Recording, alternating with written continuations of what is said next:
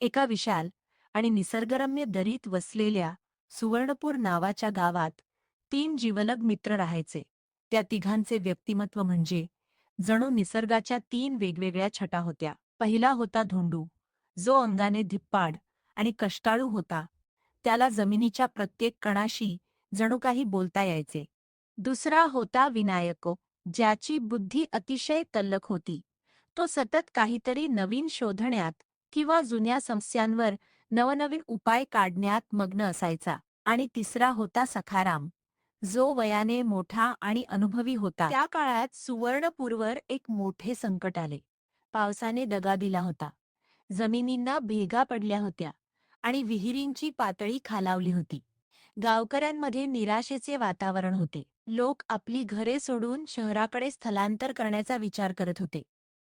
एके दिवशी सायंकाळी हे तिघे गावच्या वेशीवर असलेल्या जुन्या पिंपळाच्या पारावर बसले होते. वारा शांत होता, पण त्यांच्या मनात विचारांचे वादळ होते. विनायकने बोलण्यास सुरुवात केली. मित्रांनो, आपण असेच हात बांधून बसलो तर गाव उजाड होईल. मला वाटते आपण डोंगराच्या पलीकडे असलेल्या नदीचे पाणी वळवले पाहिजे. त्यासाठी आपल्याला एक कालवा खोदावा लागेल. धोंडूने आपल्या हातांकडे पाहिले आणि म्हणाला, कालवा खोदणे म्हणजे सोपे काम नाही विनायक. त्यासाठी हजारो हातांची गरज पडेल आणि तेही कडक उन्हात. पण जर आपण सुरुवात केली तर कदाचित इतर लोकही आपल्या मदतीला येतील. सखारामने आपली छडी जमिनीवर आदळली आणि गंभीर आवाजात म्हणाला, कल्पना चांगली आहे, पण हे काम केवळ जिद्दीचे नाही तर धैर्याचे आहे. डोंगराचा कडा कठीण आहे आणि पावसाळ्यापूर्वी हे काम पूर्ण करणे एक आव्हान आहे. शिवाय जमिनीच्या हक्कावरून गावात भांडणे होऊ शकतात. आपल्याला सर्वांना एकत्र घेऊन जावे लागेल. दुसऱ्या दिवसापासून कामाला सुरुवात झाली. सुरुवातीला लोक कुत्सितपणे हसले, पण धोंडूची मेहनत पाहून काही तरुण पुढे आले. विनायकने आपल्या गणिताच्या ज्ञानाने कालव्याचा मार्ग असा ठरवला की कमीत कमी खोदकाम करून पाणी गावापर्यंत येईल. सखारामने गावच्या पंचायतीत जाऊन सर्वांचे मतभेद दूर केले आणि सर्वांना एका ध्येयासाठी प्रेरित केले. दिवस सरत होते. हात सोलवटले होते. अंगाची लाही लाही होत होती. पण तिघांची जिद्द कमी झाली नव्हती. एकदा तर मोठा खडक आडवा आला. लोक निराश झाले, पण विनायकने त्यावर युक्ती शोधली.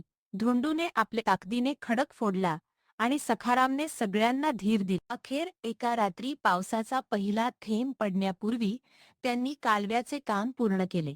जेव्हा डोंगर पलीकडच्या नदीचे पाणी त्या कालव्यातून वेगाने वाहू लागले आणि गावातील तलावाकडे झेपावले, तेव्हा संपूर्ण गाव आनंदून गेला. सुवर्णपूरचे तळे पुन्हा एकदा पाण्याने भरले. तो दिवस गावाने एका उत्सवासारखा साजरा केला.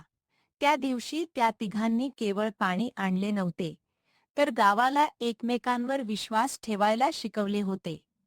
वर्षांनंतर जेव्हा गाव हिरवेगार दिसू लागले, तेव्हा लोक त्या तिघांना आदराने सुवर्णपूरचे शिल्पकार म्हणू लागले. तिघांची मैत्री आणि त्यांनी दाखवलेला मार्ग आजही त्या गावाच्या मातीत जिवंत आहे.